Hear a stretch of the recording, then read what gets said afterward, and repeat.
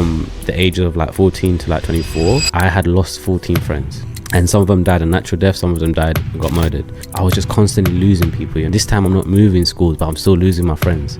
When I hear someone's died, I have no emotion.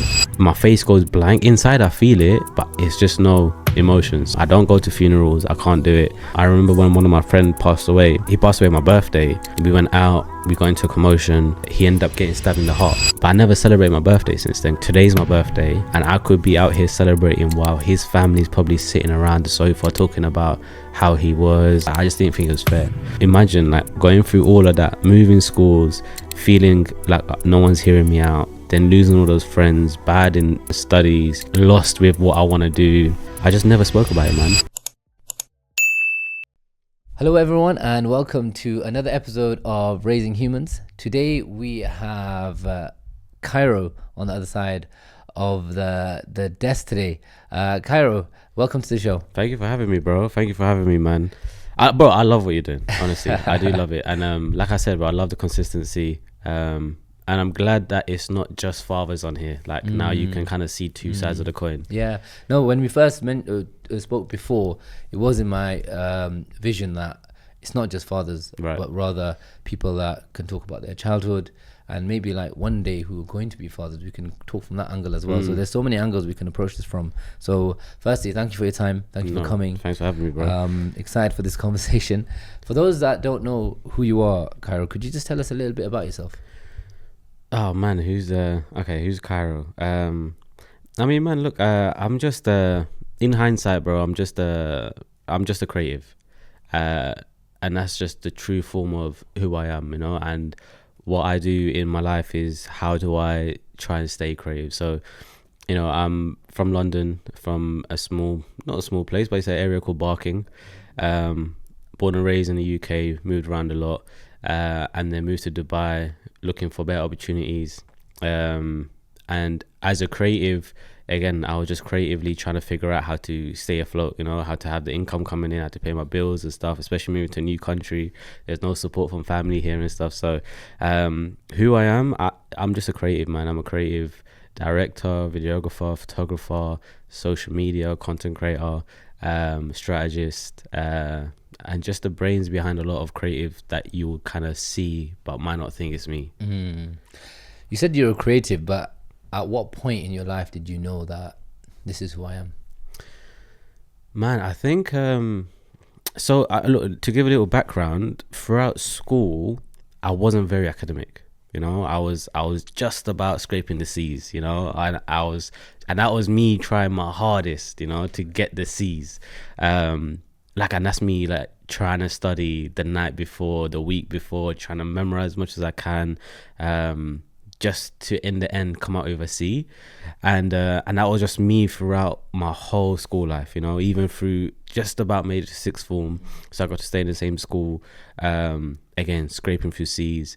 And then in sixth form I went into BTEC because I couldn't get into A level. And I was like, that's way better for me. I get anxiety in exams and stuff. And even then, like even with coursework, I was just about scraping it, you know. And I don't think I ever got like distinction. I think it was distinction. I think it was like their version of ABC was like distinction, merit, pass, right? So I was always on merit, pass, you know. And I went through it. And again, like the only reason why I was going through school the way I did and going to uni was because like I was always drilled into my head by my mum, like, you need to become a doctor or engineer or a lawyer, and like that was always the same, you know, the same record playing. So that's all I knew. So bro, I didn't explore anything. I didn't explore any of my interests, things like that. It was just purely trying to get by education to just get what my mum wanted me to get. And again, at that age, man, you don't know, right, what's out there, especially back then. Like social media was so new, so that wasn't like an avenue you'd think that I didn't think that I would get into. And then in between college and university, I dabbled into music back in the days, and that's where I think I realized like it's not just education you can do. And then like later on, I think I felt a little bit guilty with music and stuff like that, and I was just like, you know what, I just don't want to do this. Like you could put one thing out and millions of people could hear it. So in the end, I decided to put the mic down, and I was like, okay, cool. And this is while I'm at uni as well, and I'm just thinking, what could I do that is still as creatively fun? How can I still tell stories? How can I visually tell things? And that's when I kind of found online like a cheap camera. And I got so I bought this really cheap camera. It was like £100 and something. And then this camera, man, like this camera was the start of everything. I started like filming videos for like some artists that I knew. I started connecting with other creatives from my school days who also went down a creative path. Started connecting with them, trying to create adverts, trying to create fake adverts, trying to create fake stories, and just trying to be creative. They weren't even going anywhere. It was just me trying to figure out how to use a camera. But fast forward now, when I graduated, I was just like, yeah, this isn't for me, man. Like I graduated in bioscience. I was like, I can't do this. Like every day in the lab, testing blood, doing the same thing every single day, clocking at 9, doing the same thing, clock out at 5, come back tomorrow, back to the grind. And it's like every single day. I was like, that's just not for me. So I was like, you know what, let me find a job in the creative field. What's out there? And I came across this apprenticeship. And this apprenticeship was with Live Nation. And I was like, am I really going to be a graduate and go into an apprenticeship? Like at this point, I must have been like 21 or 22. I was like, that's a bit old, like how am I really going to do that? And at that time, I was just like, you know what, let me try. Let me just put the application in. It's a good opportunity. I don't know what social media is. It was an apprenticeship for social media and marketing for Live Nation as a whole. So I would have been joining the team of like Wireless Festival, Reading Elise Festival. And I did it. I did the application, got the interview, went through stage 1, went through stage 2, and then they offered me the apprenticeship. And then when I looked at the whole apprenticeship, what they give you, when you get the job, they give you like the like playbook your or responsibilities, right? Yeah. So like when they gave me that, it was like a all-round learning session, all-round like learning timeline. So it was like I would start off in social media, then I'll go over into the marketing team, then I'll go over into like the newsletter team, then I'll go into the artist playlist team. So like I was just gonna be every 3 months I'll go to different sections. Yeah. So I was like, oh, like now I can figure out like what I want to do. This is brand new, so I probably could find longevity in this. And I'm also get to work for like Wireless Festival. And at that age, man, Wireless Festival was like the biggest thing in the UK, And so I took it. I took the role, and from there, so it went from the camera filming like my friends and things like that to now working professionally in the creative field. And that's when I fell in love, that's when I grinded, man. I was there every 3 months. I'm moving. So in those 3 months, I learned as much as I could. And then the last 3 months of the apprenticeship, I was allowed to pick whichever department I wanted to join again. So on that last 3 months, I went back into social media. And man, I loved it. Like imagine, from school, scraping through, worried about where I'm going, then going to university to study science. And like while I'm studying that, I'm thinking, why did I do this? Why did I pick this? What's this? What am I even doing in my life? To then finally finding something where I fell in love with, and that was like marketing and social media as a whole. And then from there, man, and before I even got the apprenticeship to get the job, I just kind of studied on YouTube what marketing is and stuff like that. So I kind of self-taught myself the basics just to get that interview. So yeah, from there, man, that's kind of how I fell into the creative industry. I want to rewind a little bit. So when you mentioned when you were in school, you said like you were trying hard, but you were just scraping it. Yeah. What was your headspace like at that time in terms of your capabilities, your self-worth? What did you feel about yourself at that time? Man, I was thinking about this not too long ago, actually. At the time of like my whole school time was when it was around the time when like my parents were divorcing, right? And I'm the eldest, and my sister's a year below me. So throughout that whole time, my parents might have not seen it, but there was a lot of stress on my head, like I'm starting to worry. Like I can hear the conversations they're having. They think that me and my sister are asleep. So like throughout the whole time, they never, like in front of us, they were acting normal. but really and truly, like, we knew what was happening, you know. Both of you knew. My sister was a little bit more like, my sister was funny because I used to come sit I used to sit by the staircase to hear what my mom and dad are saying downstairs, and then she would come, but I used to be scared, like, I can run away, but both of us running away, we're getting caught. So I used to send her back to her room. I'm like, look, go out, don't worry. So I used to be there on the staircase just like listening, and for me, like, all of that stuff at that time with all the family and stuff was affecting me, and I didn't realize, you know. So when I go to school, I was like acting out, you know, and I wasn't acting out in the sense of like, you know, I wasn't acting out like in the sense of like I was bullying anyone or like things like that. I was acting out in the sense of like, I just didn't care about school, man. I was just like, I was like, when I go home, what's gonna happen, you know? Like last night, you know, I heard that they're divorcing. So when I go home today, am I gonna see them both or am I not? Like, I'm just stressing every single day, you know? And so when I was scraping through, I was just like, I just don't want to do this. But at the same time, if my parents are divorcing, I can't just be another added stress. So I was like, I need to try and make this happen. But in my head, I kept thinking, like, why can I not get it? Like, what is it that I don't understand? Like, why is it like, and some of my friends were really smart, and some of them like A stars, A's, and they're like just gassed up, you know, and I'm just there like on results day, like, oh man, like, what do I do? I just couldn't understand it. And then I realized, one thing I did realize though, bro, is that maths was like my strongest point. Maths was the only one that, like, in class, like in the class mock tests and stuff, I was getting like the B's, so I had hope there. But for some reason on the final results came straight C, you know. But when I just realized it's one of those things where, like, if you enjoy it, you'll understand it. But also, it's not just about enjoying it and understanding it. It's the fact that, like, you have a sense of accomplishment when you get the answer right.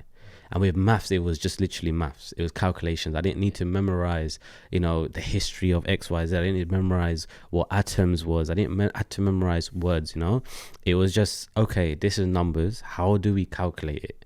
And when I got it right, it was like a sense of like achievement, which made me want to do it more and more and more and learn it. And I kind of clocked it. So yeah, so that's kind of what was going through my head. It was just kind of like, I have the stuff going on at home that's also affecting school and things like that. But then also, I just couldn't understand why I couldn't understand things. And the teachers didn't help back then.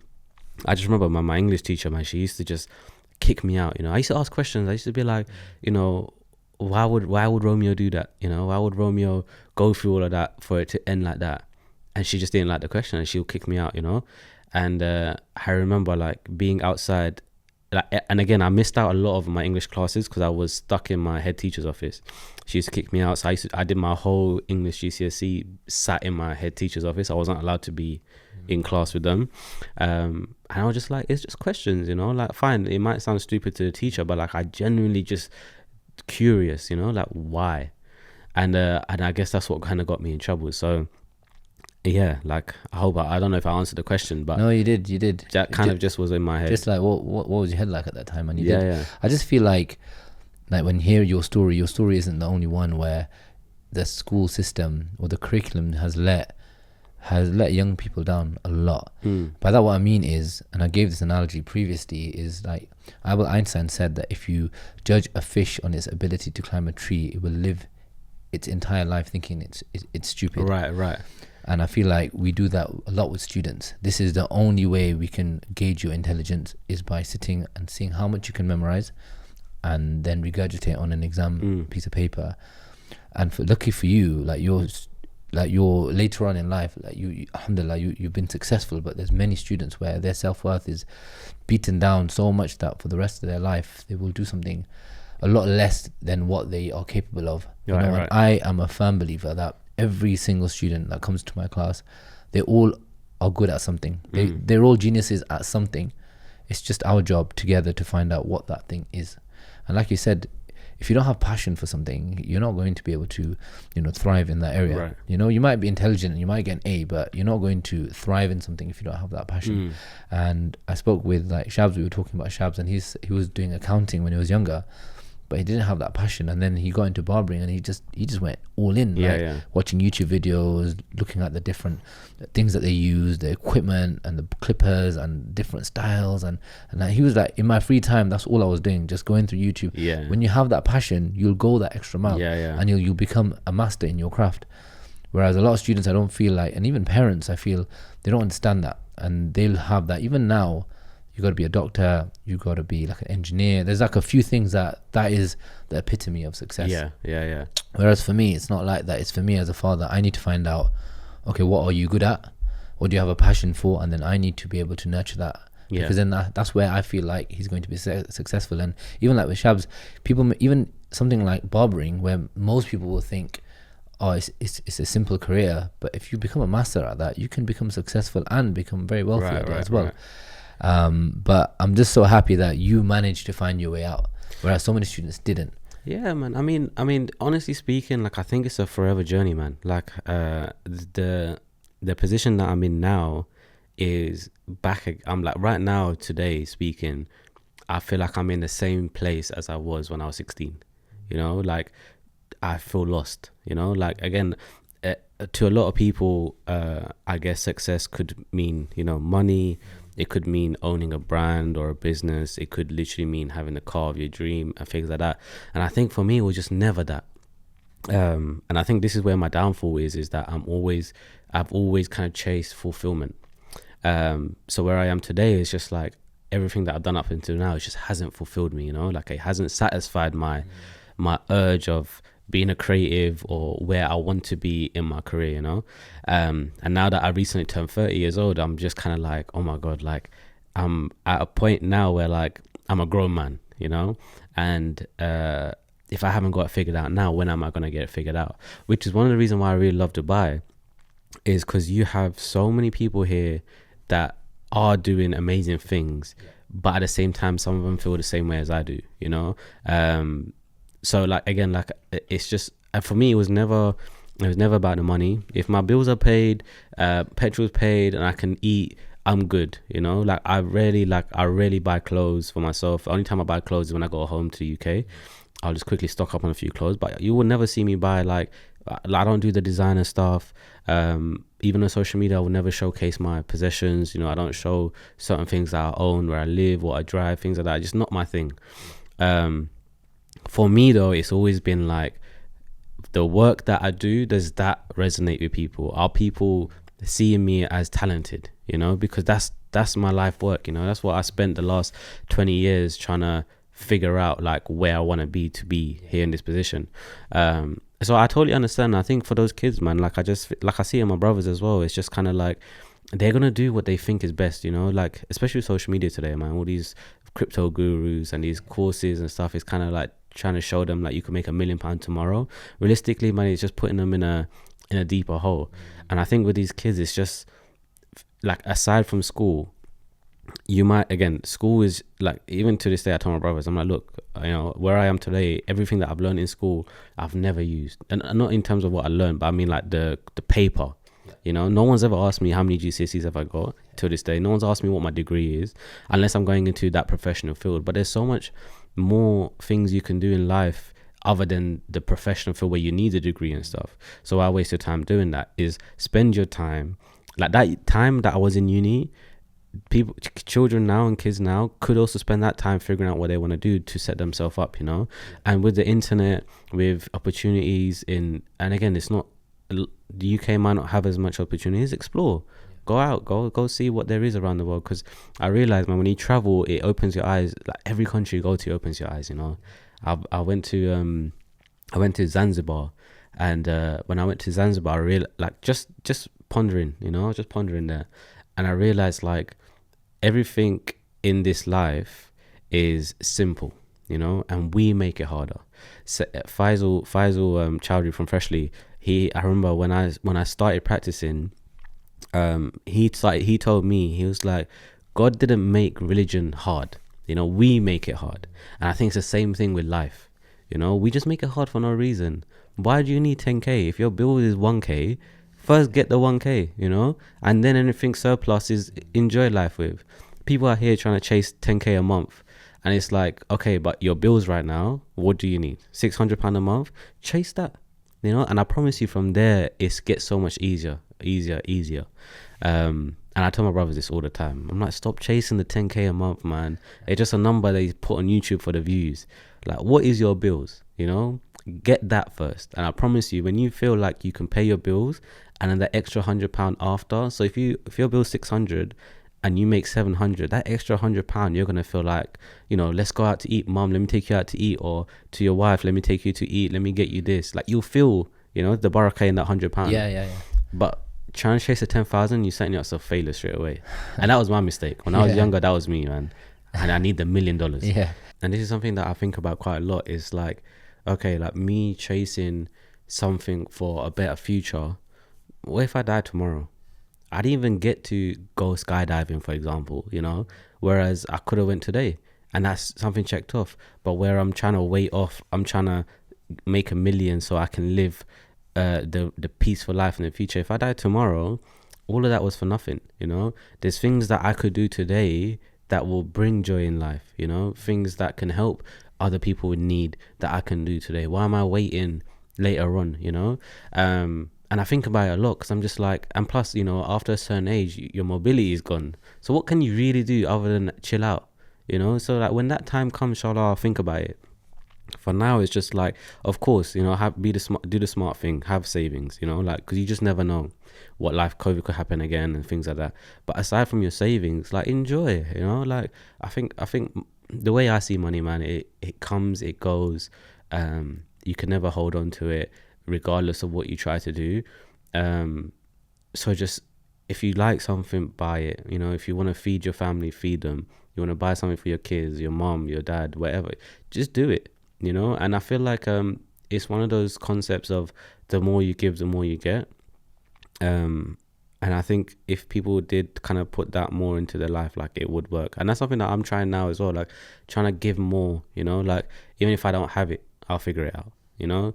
And not to say to put myself in a bad spot, but it's just more like, you know, if someone needs something and I know I have a job coming and I have a surplus, then, you know, I'll put it over there, because you just never know where it's going to come back from, you know. But just enjoy what you can now with your parents, with your kids, with your siblings. And one of the things I do think is quite important, you know, your parents are important, your kids are important, but I think your siblings are important as well. You know, I see it in my family a lot, like some of the siblings in my uncles and my aunties, or even cousins, you know, like my mom's cousins and things like that. Some don't even talk to each other, you know, but they grew up together. And me and my cousin, I look at him, I'm like, I can't imagine that, you know. I can't imagine us not being, like, beefing over something silly. So, and I feel like your kids also see that, like, oh, because, you know, you're like, for example, I don't know if you have brothers and sisters, but like, your siblings' kids are going to be your kid's cousin, right? And they meant to have that bond, right? Like I did with my cousins. And if the parents are fine, you're giving your child a childhood of, they're missing out on that kind of relationship. And I think those relationships are important in the younger ages. I'm not sure how I circle back here, but the whole point is kind of like, yeah, I mean, like, don't chase things and just enjoy what you can now and build these relationships, siblings, kids, parents, friends, neighbors, and so on. Tell me a bit about your childhood. My childhood, man, bro, my childhood was tough, man. And it was one of those, bro, my childhood was one of those ones where, like, till this day I haven't dealt with, you know. Like, I kind of just, and I think I learned it from my dad, where you kind of, you just kind of put it under the rug, you know, and that rug is now getting bumpy with all the stones underneath it, but you still just walk on it like nothing's wrong, you know. Look at the house still looks nice and clean, you know, but everything's under the rug. And that's kind of how my childhood was, man. Like, I was just like I was a curious kid, you know. I was curious, and, you know, I didn't deal with my feelings in a way where, like, a traditional person would, you know. My mum tried her hardest to put me in therapy. I hated it. She done the family therapy. I was like, there's no way I'm talking about my feeling in front of all of you guys, you know. So I sat. Who was in this room? It was a therapist, my mom, my dad, my younger sister. And we were just sat in this family therapy room. And I remember it to this day, man, like, it left me traumatized. You know, this woman was like, "Is there anything you want to say to your mom and dad about how you feel?" And I was like, "No, like, how could I? You know, I'm Asian. You know, we don't really tell our parents negative things. You know, they're gonna get offended, and so on." So it's just like, I was like, "No," and the woman was like just pestering and probing, and it got to a point where I was just like making things up. I was like, "Oh yeah, you know, like I really love, the way my mom cooks and this and that," and like I was Just just superficial things. yeah, just like I wasn't getting to the root cause. And then from that day onwards, I was just like, I'm never doing this again. You know, We did it once. I did it once. I was like, I'm never, and I think I must have been like 14 at the time. And also like, cause I moved around a lot. You know, I moved like so many different primary schools. Like I'm talking just primary school. Yeah, I went from a school in Stepney to, then I went to two schools in Luton in the same year, then to a school back in Ilford, Ilford. And like imagine that, like that year 1 to year 6, right? You're constantly moving around, and those are the years where you kind of build your foundation as a person. And that's where I kind of lost my sense of making friends and my confidence as a child. So I wasn't able to talk to people, because every time I left, like I just made friends and now I have to leave, and at that age and stuff, there wasn't Facebook and you could stay connected to, like once you leave, like you're never going to see them again. Yeah. So like, why did you move around so much? Because things, the issues with my parents, my mom and dad, they wasn't kind of getting on, and I think for my mom, she thought like fresh start, maybe like let's move. We moved. Yeah, it wasn't even that they wasn't getting on, actually. It was, I think we moved more because we used to live in a council estate back in Stepney, and I think my mum worked super hard to try and figure out how to get us out of that council estate and to get a house. So when we went to Luton, we got a house. But now I'm remembering like the problems was parallel to the goals that my mum wanted to achieve at the same time. But we also moved I moved schools so many times. I think it's hard to, I don't even know, thinking about it. It's just, all I can remember is my point of view. But I'm assuming my mum probably just thought, oh, let's move him from this school to this school because his cousins are there now. So when I lived in Luton for like a year, I was in a school. Me and my sister went to a school where we didn't know anyone, but my cousins went to a different school in Luton. So I think once we was accepting the other school, we then moved there. And I don't think my mum understood what was happening to us. I don't think she understood like this isn't good to keep on moving. What was going through your mind at that time then? You never, I mean, like obviously you don't know that you're moving, right, until the time comes. So when I the first move from Stepney to Luton, it was exciting. It was like, oh, like, I'm going to closer to my cousins in Luton, and I'm, and so it was kind of more of an exciting feeling. Obviously it was sad, like just leaving the first primary school, but again, it was exciting. We're moving out of the council estate now, like we're going from a council estate to a house. So that was exciting. And then we moved again, like we moved schools like 4 or 5 months after, and I just made friends. I remember one kid, Emmanuel. I have no idea what he looks like. I can't remember. I just remember his name. We used to play conkers in the playground. But man, like, I remember when I left, I was like, bro, like, I remember feeling to myself like, I don't want to leave. I've just made friends. Like, why do I have to go to a new school? And my mom would be like, you have cousins there and stuff. Then I went to the other school. Same thing, I made friends with my cousins' friends, things like that. Then our house got robbed in Luton. And I think my mum got worried. And my grandma, how us as Asians, you have like loads of grandmas, right? Yeah. So like my granddad's brother, they live in Luton. So they still, like, we still call it, they are granddad, grandma as well. But my mum's actual parents live in Ilford. So when we got robbed in Luton, my mum was like, no, like I want to go back to London. So yeah, we just packed up and we just left.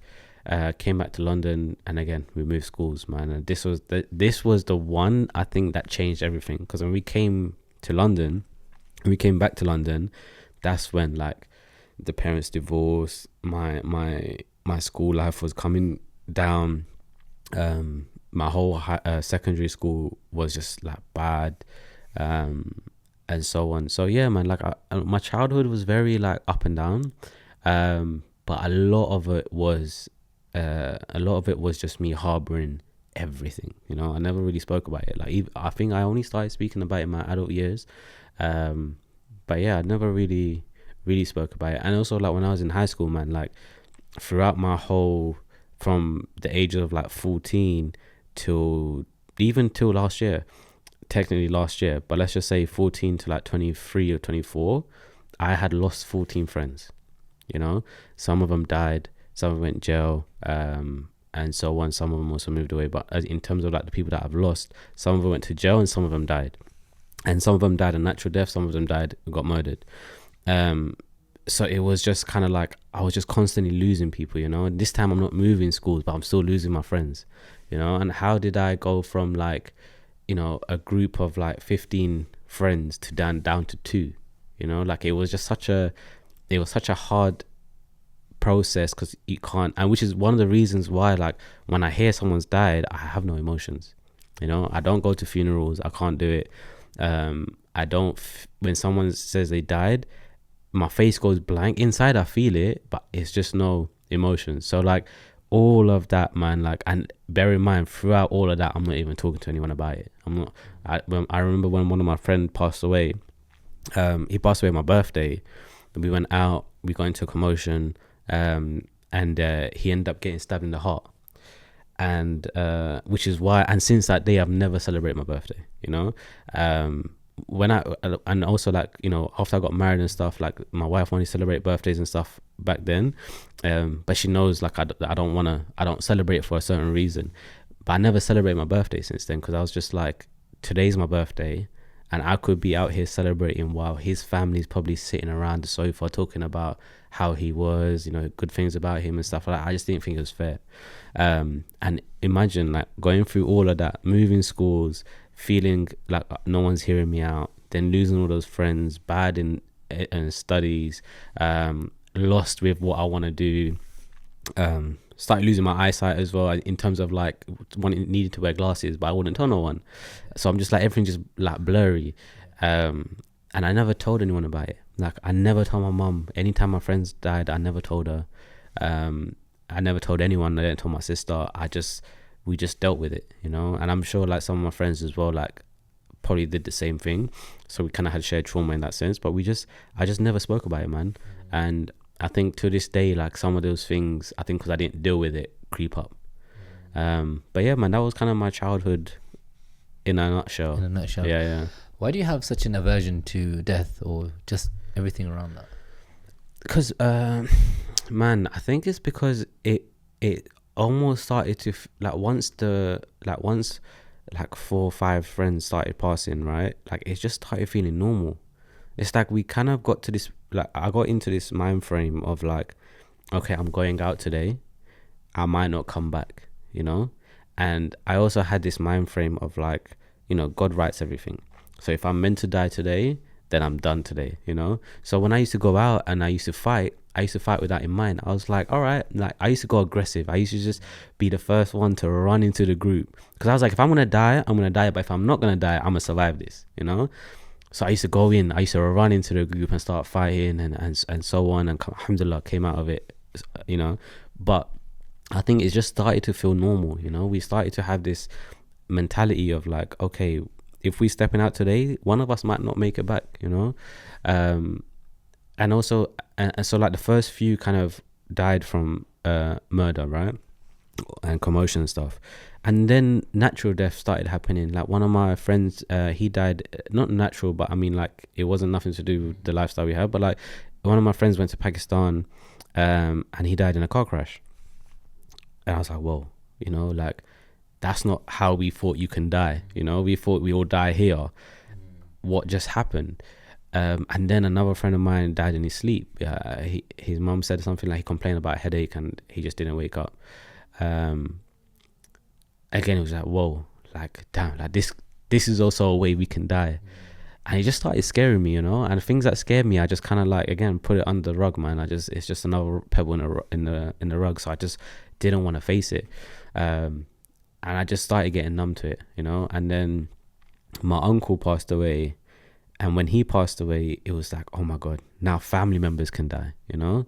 And every single time, man, it just kept like, it was a realization, like, I know people are gonna die, but it's like you think it's not gonna happen to you, you know. And I knew with my friends circle, like with people that I knew outside of the house, was like, okay, we could die, and I'm okay with that now, you know. But my family dying now that's a thought. Now, like the idea of like my siblings, my parents, my grandparents, my other uncles and aunties, my cousins, like alhamdulillah, like to this day, like like other than that one uncle, majority of my family are alive that I grew up with. But I know that day is coming, you know. So because I know those days are coming, and I could also go before them, I just try not to think about it, man, because that stuff kind of scares me to a certain extent, and it also brings back so much of what I let go back at home, you know. So yeah, death is just one of those things, and I know it's everyone's gonna go through it, and I fear death. Back then I thought I didn't fear death, you know, but of course everyone doesn't want to die, but we just thought this is life, Yeah. you know. I'm assuming you went to your uncle's funeral. Yeah, but I didn't see the body. Yeah, I just couldn't. I couldn't. I do regret it though. I do wish I did see him in the casket, but I just, bro, I couldn't, man. It was a weird one. I just started a new job. It was my first day, and while I was there, that time my missus was phoning me, and it's my first day. I'm in a meeting with my new manager, and she's calling me, and I didn't pick up. And then finished the meeting, I called her back, and she's crying. And then I get a text from my mum. She's like, call me. And again, like, I didn't know what to think, you know. Again, at this point, none of my immediate family, my cousins, people I grew up with, had passed away yet, so that didn't come to my mind. But it was just one of those things where, like, I didn't know if my dad has done something. I don't know if it's something to do with my missus' family. So straight away, I called my missus, and she was just crying, and she tells me, you know, your uncle passed away. And I laughed. I didn't know why. I laughed. I was like, what do you mean? She goes, come to Nana's, like my nan's house. Come there. He passed away. And imagine I'm in, what was the area? I'm down somewhere, the work office was somewhere down central. I forgot the area. And my nan lives in Ilford. And I don't drive. I'm a kid. I was what, 23, 4? So it's a train ride home. Those train ride home ain't easy, rush hour, you know. So the whole time I'm just like, I didn't shed a tear. I was confused. And I come to my nan's house now, and he passed away in his sleep, in the middle of the day. And I go up to the room that he's in, and that's where I see him. You know, he's passed away. Everyone's around him crying and stuff. And that was just such a moment of like, okay, cool. And in my head, I thought, you know what? I already seen him now. Like, I've seen him. I don't want to see him in the casket. That's not how I want to see him. And I just couldn't. And I can't. And I just feel like if I was to, you know, Islamically, you know, you hear the stories of like how, like when they pass away, the test starts. The idea of that, man, scares me. You know, so I try not to. But I did go to his funeral. In the graveyard in London, but that was the first funeral I went to in a long time, and the last one I went to. A friend of mine passed away not too long ago, man. He got shot, and that one was a tough one because, bro, when I moved to my final primary school, I've known him from there. He went to a different high school. I went to another high school, but I've known him for that long, you know, and then he got into some trouble. He went jail. Then when he came out, he moved to like Devon.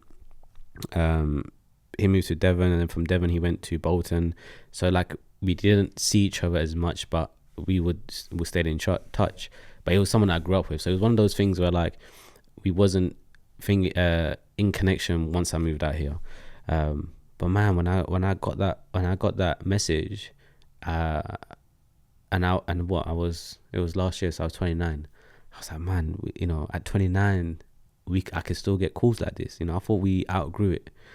And so again, like till this day, man, like I just feel like death is one of those things where like it reminds me of like my whole childhood. So I try and not think about it, you know. And it's bad. It's really bad, bro. Like, I have really bad memory issues, and I think it stems from the fact that I just don't address things. Like, as soon as something bad happens, I try and forget about it. And now it's like my brain has become a vortex of like forgetting things, you know, important things. Feel like you're protecting yourself. Yeah.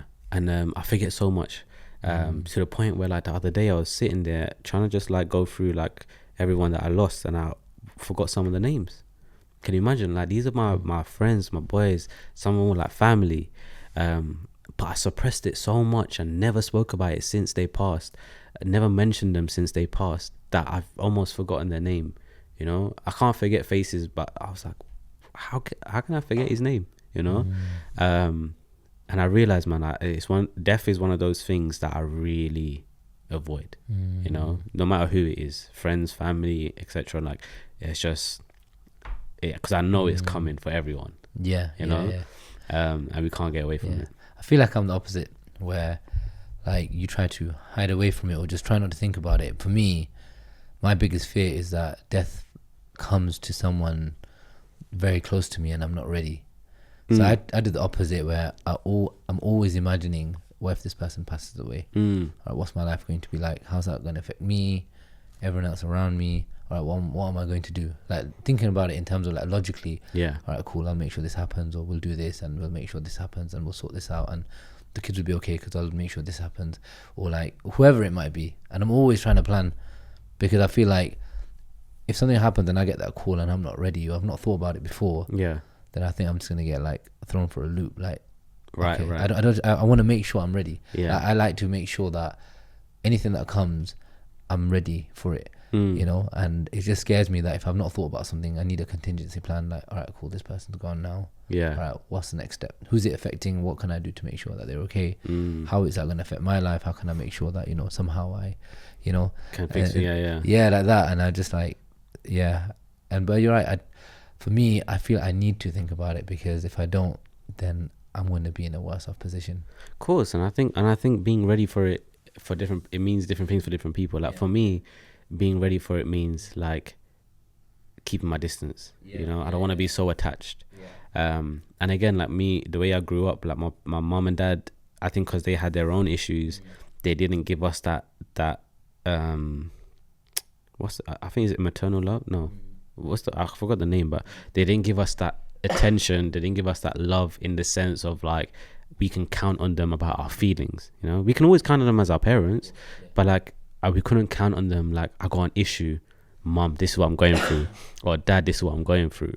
So like, me and my sister, we kind of grew up independent, and which is one of the reasons why like I struggle with creating bonds with people, is because like I never knew what a bond looks like, especially like a family bond.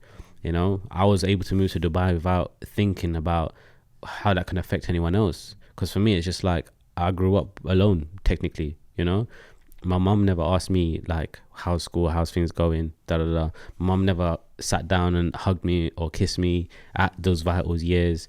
Even like, only when I started growing older, I gave my mum a kiss when I was leaving. It felt weird. I was like, oh, why does that feel weird? You know, now when I see her, now when I come back, I'll give her a kiss and stuff. But at first, when I still remember it, like, it was weird, because we've never done that before. You know, I've never said I love you, mum. You know, never said I love you, dad. We just didn't have that kind of bond. So for me, it was kind of like, it's like where you're saying you have to be ready for it, like make sure there's contingency plans and just know what to do in a position. For me, being ready for it is, again, that I think it comes down to that habit of hiding away from problems, is just to keep my distance, you know. And it's things that I'm learning still to this day. Yeah. How do you think, like, whatever happened in your past, your childhood, even within your family, how has that shaped who you are today? Man, it's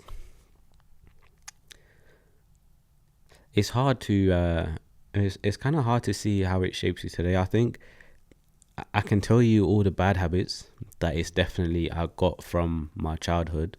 Things like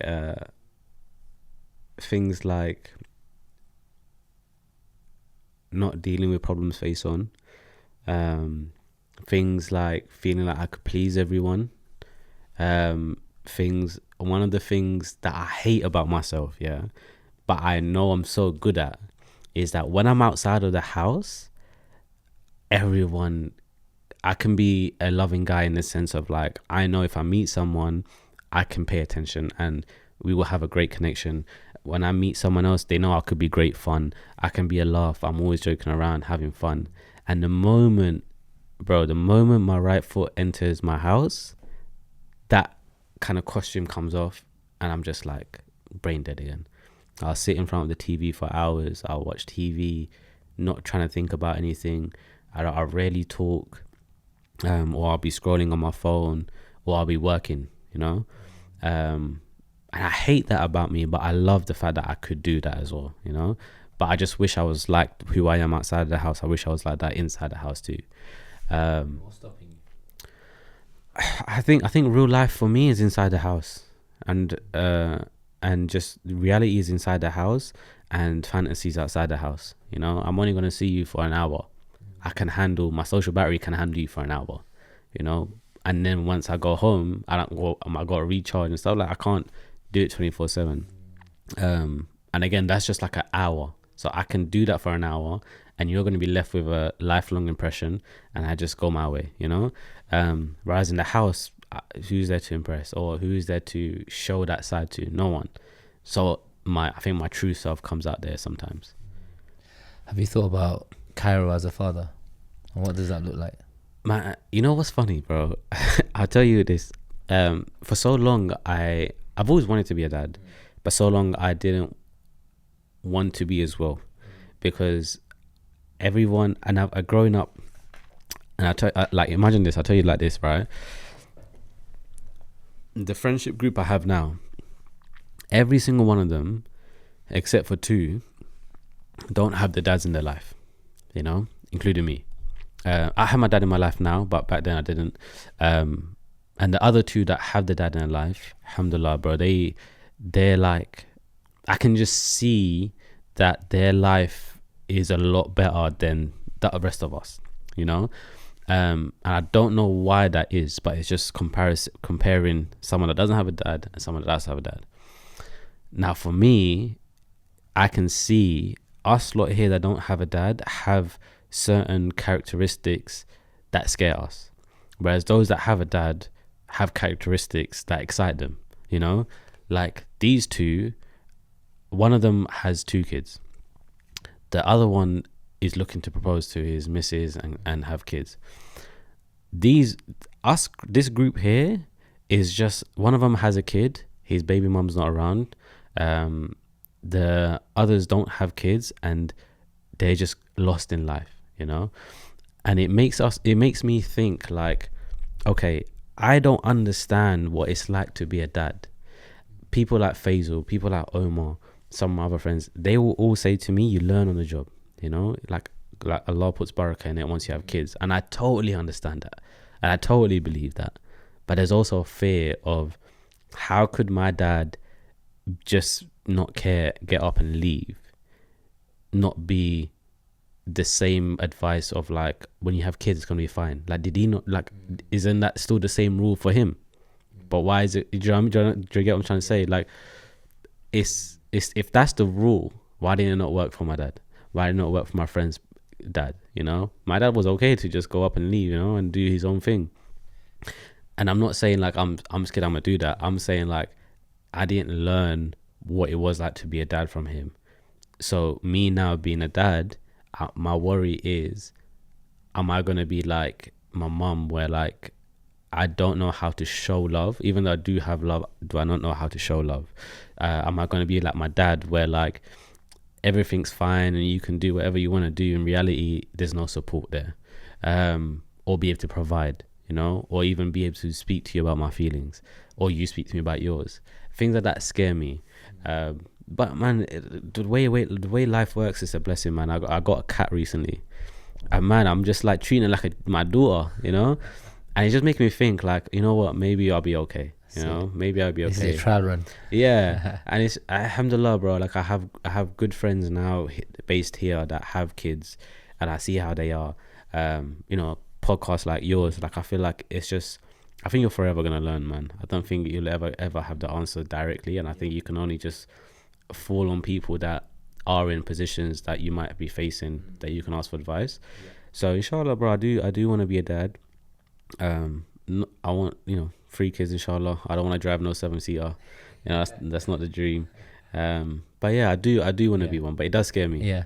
If it's any consolation, I'd say that from the people that I've spoken to, when you look back into their childhood and you see the deficiencies, the things that they were lacking, when they get older, they always go above and beyond trying to fill that into their own lives. Right. So for example, if you felt that you weren't shown enough love or support when you were younger, you try to, when it's your turn, you go above and beyond and you go all out to try to do that. Do you understand? So if you feel like maybe you weren't shown enough love, that's something that's always in your mind. Like the fact that you're thinking about that now, even before there's any chance of becoming a father right now, you're already thinking, okay, cool, I know this, because you've already identified your issue. Right. You with me? You already know what you were lacking, and you've identified the issue. And now forever, when the child comes, am I being loving enough? All right, cool. Or have I kissed him before I went to bed? All right, cool. I'm going to do that, because that checklist is going to be in your mind always. And this is something I found as well. Like wherever I felt I lacked when I was younger, that checklist is always there now, because you've went through that journey and you're like, why would I want someone else to go through that? Right. And this is your own blood now. Why would I want someone else to go through that? Or what you went through when maybe mum and dad wasn't around or showing you what you wanted. I would never want someone else to go through that. Right. And this is your own child though. So this is something completely different. I totally understand it. I do get it. And inshallah, like, of course, look, I want kids, and I know regardless, I'm going to have to face the music, I'm going to have to face the music. One thing that gives me hope is, when my mum was alone, right? Like when she had to raise us on her own eventually, man, she did it without showing, like, it's funny, like, forget about me for a sec, right? But my siblings, they never saw what my mum went through, They couldn't tell when she was happy or sad, They can tell when she's tired. That's different. But they couldn't tell when she was happy or like she couldn't tell the difference between happy and sad, because my mum always kept it cool, There was always food on the table, bro. There was always, house was always clean. She'd go to work, she'll come back, somehow, some way, she always made sure like they had what they needed, And I think that's where I also get from my mum as well, where like I can just hide certain feelings, because I feel like no one's seeing them. Really and truly, someone's gonna see them. In my mum's case, I used to see it, I used to hear it and see it. So like for me, like that, one of the hopes that it gives me is just like, what, my mum was able to do it, man. She was able to do it solo. And that's just, half of the love that a child needs, and alhamdulillah, like I know some of us had rocky starts in our childhood and maybe was down the wrong path and stuff, but as adults now, like alhamdulillah, we're in a much better place, and my mom can definitely take credit for all of that. So it's just like, okay, cool. So imagine like, when we come in as a partnership and produce a child, my mom gave half of what is needed.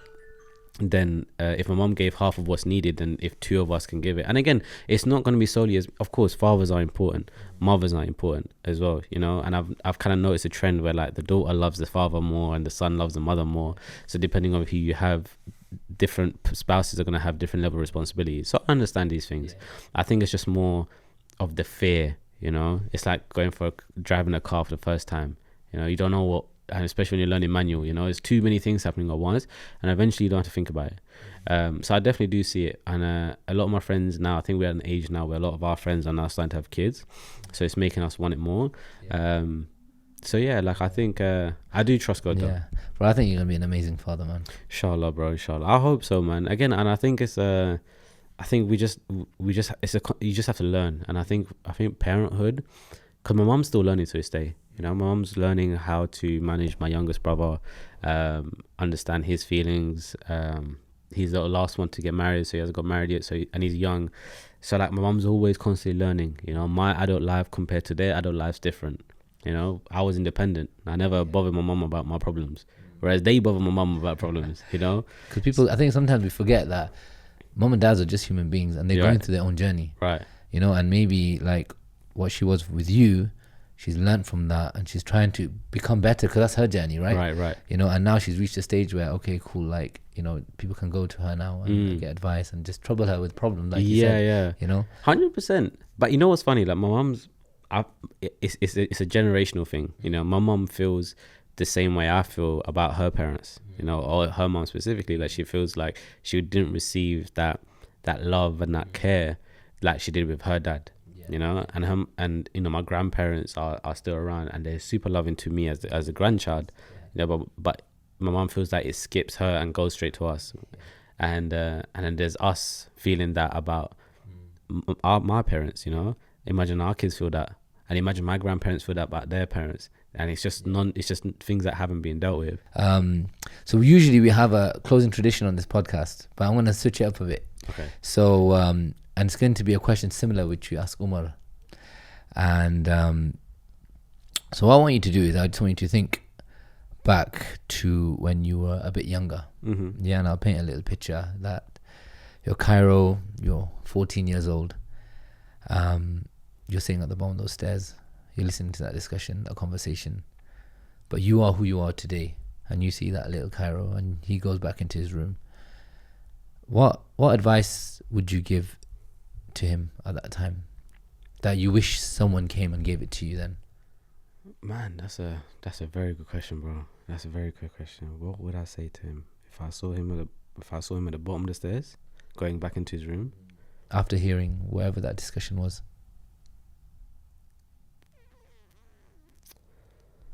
Oof. I think I would say to him, I'm trying to think, like if that was me seeing him now.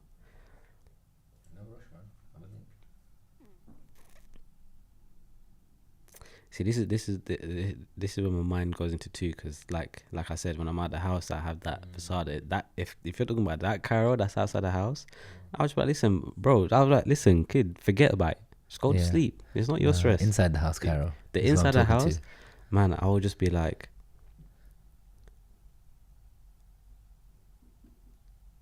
even inside the house, I'll just be like, you know what?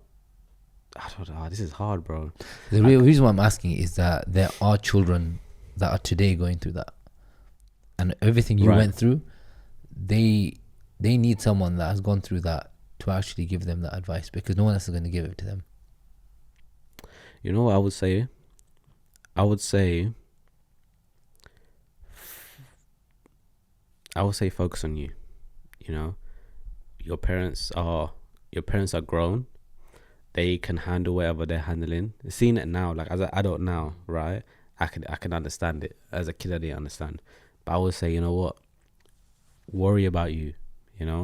What your parents are going through, they are grown enough to handle it. They can do what they got to do, and they can do what they want to do. If you feel like it's affecting you, speak to someone about it. For me, I wasn't able to speak about it, but I was able to find comfort in was my cousin. You might have friends, you might have family, hang out with them, speak to them. If you have a bond with your family, definitely speak to your mum. I think therapy does work, depending on how young you are, though. Might not. So, but my one main advice would be, it's nothing to do with you.